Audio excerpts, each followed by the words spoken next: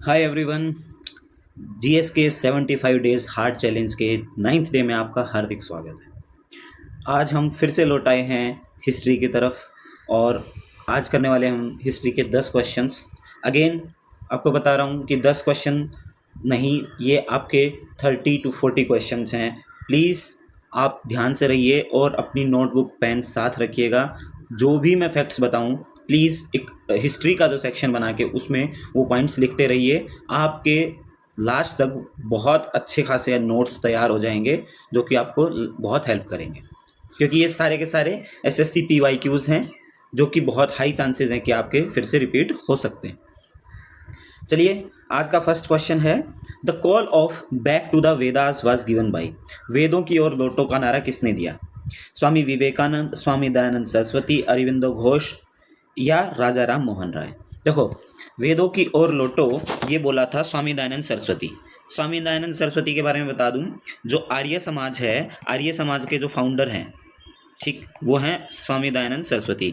कब उन्होंने स्थापना करी थी? 1875 में। कहाँ? बॉम्बे में। ठीक, तो अच्छा, इनके गुरु का नाम भी अगर आपको याद रखना हो तो आप याद रख सकते हैं, गुरु या फिर स्वामी विवेकानंद करके नाम है। वो मैं इसलिए कि जो जो फैक्ट मुझे पता है अभी ध्यान आ रहे हैं तो मैं आपको बता देता हूँ। स्वामी दयानंद सरस्वती ने अपनी पूरी जीवन काल में, जैसे वो छोटी सी उम्र में 12 साल की उम्र में घर से निकल गए थे और फिर उन्होंने अलग अलग जगह ट्रैवल किया, चीज़ों को देखा, समझा। फिर उनको पता चला कि भाई जो भी ये सांसारिक चीज़ें हैं इनको छोड़ के आदमी को वेदों की तरफ ध्यान देना चाहिए, क्योंकि उनमें सारी चीज़ों का सॉल्यूशन और सारी चीज़ें बिल्कुल सही तरीके से लिखी हैं, इसलिए उन्होंने ये नारा दिया। अच्छा, स्वामी दयानंद सरस्वती के बचपन का नाम था मूल शंकर, बाद में उनका नाम स्वामी दयानंद सरस्वती पड़ा, तो आप याद कर सकते हैं। Simon commission was boycotted by the nationalist leaders of India because, भाई जो राष्ट्रवादी नेता थे हमारे, तो उन्होंने साइमन कमीशन का बहिष्कार क्यों किया? कि उनको लगा कि केवल ये दिखावा है, या फिर सारे सदस्य अंग्रेज थे, या भारत के खिलाफ जो भी सदस्य थे भारत के खिलाफ पक्षपाती थे, या भारत की मांगों को पूरा नहीं करता था। वैसे देखा जाए तो फैक्ट ये तीनों सही हैं, चारों सही हैं, लेकिन हमसे पूछा गया मेन रीजन कि भाई नेशनलिस्ट लीडर ने क्यों उसका बाइकआउट किया था। जो मेन रीजन था वो क्या था? उसका मेन रीजन था कि जो ये कमेटी या कमीशन बनाया गया था, ये साइमन कमीशन के लीडरशिप में था। जॉन साइमन, सॉरी, जो साइमन कमीशन नहीं, जॉन साइमन के प्रेसिडेंशियल उसमें था। प्लस 7 एमपी थे। 7 एमपी कहाँ के? ब्रिटिश पार्लियामेंट के, वो आए थे। तो इंडिया का एक भी मेंबर नहीं था। अगर कहीं का भी अगर कोई सदस्य नहीं लिया जाता तो वहाँ की प्रॉब्लम क्या सुनी जा सकती है? क्या उसकी ग्राउंड रियलिटी का पता चल सकता है? बिल्कुल भी नहीं। तो इसलिए इंडिया ने ये 1928 का है, इंडिया वाले जितने भी लीडर्स थे उन्होंने इस चीज़ का बहिष्कार किया कि ये तो सिर्फ एक दिखावा है, क्योंकि इसके सारे जो मेंबर्स थे वो आपके अंग्रेज थे। This is the main reason. Third question है आज का, who among the following British persons admitted the revolt of 1857 as a national revolt? Dalhousie, Canning, Ellenborough, Disraeli. इसका आंसर है आपका डिजरेली। डिजरेली कौन था? डिजरेली एक मेंबर ऑफ पार्लियामेंट या House of Commons, House of Commons दो होते हैं ना, House of Lords and House of Commons. ये यूके की, सॉरी, ब्रिटिश पार्लियामेंट की बात बता रहा हूँ मैं। हमने जो मैक्सिमम चीज़ें हैं वो ब्रिटिश कॉन्स्टिट्यूशन से ही ली हैं, बस फ़र्क इतना है कि भी हमारा रिपब्लिक है कंट्री, और उनका मोनार्क टाइप में ऐसे है कि भी जो प्रेसिडेंट है या जो उनका हेड है वो आपका इलेक्टेड नहीं होता, वो हायरार्की से आता है। हमारा क्या होता है, जैसे प्रेसिडेंट है उसके इलेक्शन होते हैं, वो इलेक्टेड होता है। बाकी की चीज़ें सेम हैं, जैसे हाउस ऑफ लॉर्ड्स के तर्ज पे हमारे यहाँ पे राज्यसभा बनाई गई है, और हाउस ऑफ कॉमन्स की तर्ज पे हमारे यहाँ पे लोकसभा बनाई गई है। तो ये हाउस ऑफ कॉमन्स के एक एमपी थे, उन्होंने उस टाइम पे ये बात बोली थी कि भी जो 1857 की क्रांति है वो नेशनल रिवोल्ट थी। नेक्स्ट क्वेश्चन है, which of the following is called the shrimp capital of India? Shrimp को बोलते हैं झींगा, ठीक है। झींगा कल्चर भी आपने काफी बार सुना होगा। ये एक क्या है? सी क्रिएचर है, और काफ़ी लोग या फिर कोस्टल एरिया के खासकर लोग इसको सी फूड की तरह लेते हैं, मतलब खाते हैं इसको। तो इसीलिए यहाँ पूछा गया श्रिम्प कैपिटल ऑफ इंडिया। कहाँ पे इतना ज़्यादा होता है कि भाई उसको श्रिम्प कैपिटल बोला जाए? मैंगलोर, नागापट्टिनम, कोच्चि या नेल्लोर? तो इसका आंसर आएगा नेल्लोर। नेल्लोर क्यों आएगा? ये पहले तो ये पता होना चाहिए नेल्लोर है कहाँ। नेल्लोर आपका एक कोस्टल सिटी है, थोड़ा सा है तो अंदर मतलब, लेकिन उस डिस्ट्रिक्ट में आगे जाके आपका कोस्ट ही आता है, तो समुद्र के किनारे है। ये है आपका आंध्र प्रदेश, आंध्र प्रदेश में, ठीक। और ये किस नदी के किनारे है? पेन्ना रिवर है, यहाँ इस नदी के किनारे है। तो वहाँ पे जैसे आपका राइस प्रोडक्शन भी काफ़ी होता है। और नेल्लोर किस चीज़ के लिए फेमस है मैं और बता देता हूँ। जैसे चोल राजा थे, गोलकोंडा के थे, या तो उन्होंने अलग अलग जैसे अपने किले वगैरह वहाँ बनाए हुए हैं, अपना एम्पायर्स वगैरह काफ़ी पुराने उस सिटी में आपको मिल जाएंगे। अब मैं बात करता हूँ जैसे झींगा, प्रॉन भी बोलते हैं इसको, प्रॉन भी आप याद, प्रॉन का तो शायद आपको पता भी होगा। प्रॉन या फिश कल्चर वहाँ पे काफ़ी फेमस है, क्योंकि ये आपका वहाँ पे काफ़ी मात्रा में होता है ये, इसलिए इसको श्रिम्प कैपिटल ऑफ इंडिया बोला जाता है। Mention the place where Buddha attained enlightenment.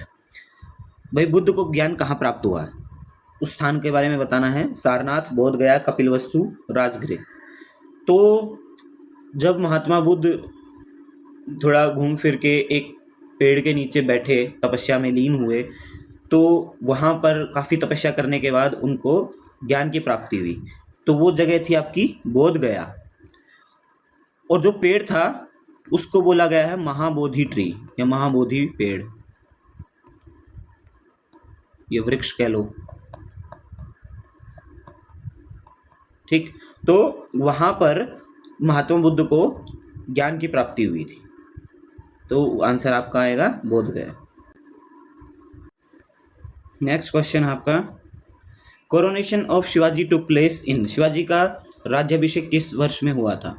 देखो, छत्रपति शिवाजी के बारे में सभी जानते हैं, वो हिंदू महाराजा रहे हैं, हिंदू सम्राट रहे हैं।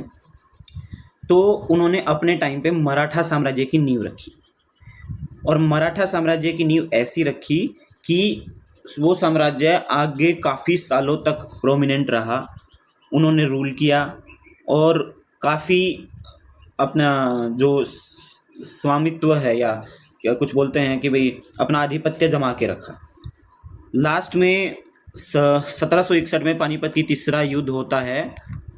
1761 में अफगानियों के साथ अहमद शाह अब्दाली जिनको लीड कर रहा था उनके साथ युद्ध होता है। उसमें भी उन्होंने इतना अच्छे से टक्कर ली, बट किन्हीं कारणों से कुछ ये है कि बहुत दूर जाके उन्होंने लड़ाई करी, तो वहाँ पर वो हार जाते हैं। लेकिन जो मराठा साम्राज्य की नींव रखी थी उस टाइम उनका कोरोनेशन हुआ 1674 में, जून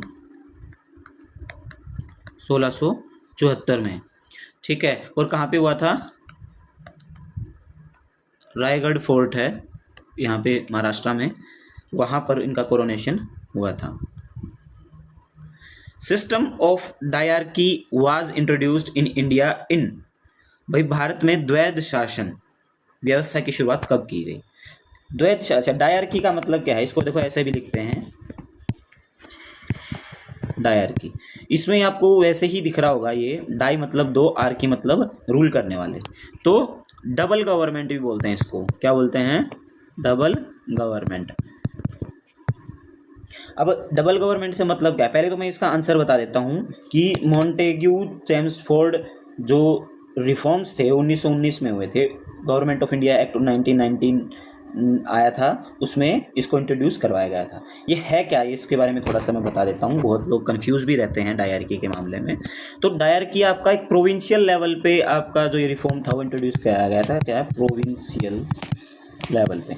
वहाँ पे होता क्या था, जैसे कि भाई प्रोविंसेस के गवर्नर बना दिए जाते थे, और वहाँ पे जो फिर लोग इलेक्टेड होते थे उनमें से कुछ मिनिस्टर बना दिए जाते थे गवर्नर द्वारा, ठीक। अब वो मिनिस्टर्स को एक चीज़ें संभालने के लिए दी जाती थी, लाइक एजुकेशन, हेल्थ, एटसेट्रा, कुछ ऐसी चीज़ें उन मिनिस्टर्स को दे दी जाती थी। तो वो कौन से सब्जेक्ट में आते थे? वो आते थे ट्रांसफर्ड सब्जेक्ट्स। फिर रिजर्व्ड सब्जेक्ट्स भी होते थे। रिजर्व्ड जो खुद, स्पेलिंग देख लेना, रिजर्व्ड सब्जेक्ट्स वो खुद जो वाइस रॉय था या जो भी ब्रिटिश गवर्नमेंट का जो हेड था, वो अपने लोगों को, जो काउंसलर्स हैं या जो उनकी कमेटी होती थी मेन, तो उनके लोगों को सौंप देते थे। उसके अंडर क्या आता था?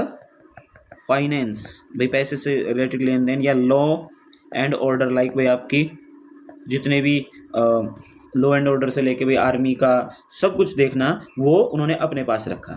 तो ये होगी एक दो तरह की गवर्नमेंट, डबल गवर्नमेंट हो गई कि भाई एक चीज़ ये वाली गवर्नमेंट संभालेगी, कौन से, जो वो मिनिस्टर्स हैं प्रोविंशियल लेवल पे, और ये चीज़ कौन संभालेगा? ये चीज़ संभालेंगे जो सेंट्रल लेवल पे जो काउंसलर्स हैं, वो ये चीज़ देखेंगे। तो ये होगी डबल गवर्नमेंट, इसी को बोलते हैं डायरकी। और 1919 में ये मॉन्टेग्यू चेम्सफोर्ड रिफॉर्म्स बोलते हैं, जिसको गवर्नमेंट ऑफ इंडिया एक्ट 1919 के तहत इंट्रोड्यूस कराई गई थी। ये ख़त्म कब हुई? गवर्नमेंट ऑफ इंडिया एक्ट 1935 में ये प्रोविंशियल लेवल से ख़त्म कर दी गई। लेकिन इसको आपका सेंट्रल या फेडरल लेवल पे बोल सकते हो कि इंट्रोड्यूस करवा दिया गया। डायरकी प्रोविंशियल लेवल से वहाँ ख़त्म करके आपके फेडरल लेवल पे इंट्रोड्यूस करवा दिया गया। लेकिन मेनली जो भी पूछा जाता है आपका, ये प्रोविंशियल लेवल वाला ही पूछा जाता है। The editor of young India and Harijan was, भाई किसने को लिखा यंग इंडिया, या संपादक कौन थे? हरिजन। पहली बात तो ये दोनों इंग्लिश न्यूज़पेपर थे, इंग्लिश वीकली बोल सकते हो। ये लिखे थे, या इनके एडिटर थे महात्मा गांधी जी। पहले उन्होंने यंग इंडिया शुरू किया 1931 में, शायद यंग इंडिया आपका उन्होंने 1919 में शुरू किया था, 1931 तक फिर यंग इंडिया चला। उसके बाद स्विच किया उन्होंने, फिर हरिजन शुरू किया। ठीक है, 1932 में शायद उन्होंने हरिजन शुरू किया। नेक्स्ट क्वेश्चन है, which of the following attended all the 3 round table conferences? भाई 3 गोलमेज सम्मेलनों में, तीनों में किसने भाग लिया? अंबेडकर, मालवीय, मदन मोहन मालवीय, वल्लभ भाई पटेल, गांधी जी। ठीक है, इसमें आपको पता होना चाहिए कि गांधी जी ने तो सिर्फ और सिर्फ सेकंड राउंड टेबल कॉन्फ्रेंस में पार्टिसिपेट किया था। लेकिन BR अम्बेडकर ऐसे थे जिन्होंने तीनों राउंड टेबल कॉन्फ्रेंस में भाग लिया, प्लस में एक तेज बहादुर सापरू, ये भी थे जिन्होंने तीनों राउंड टेबल कॉन्फ्रेंस में भाग लिया था। तो आप ये भी याद कर सकते हैं। Which king is referred as to as Devanampriya Piyadasi, beloved of the gods in the inscriptions? भाई किस राजा को देवनामप्रिया बोला गया?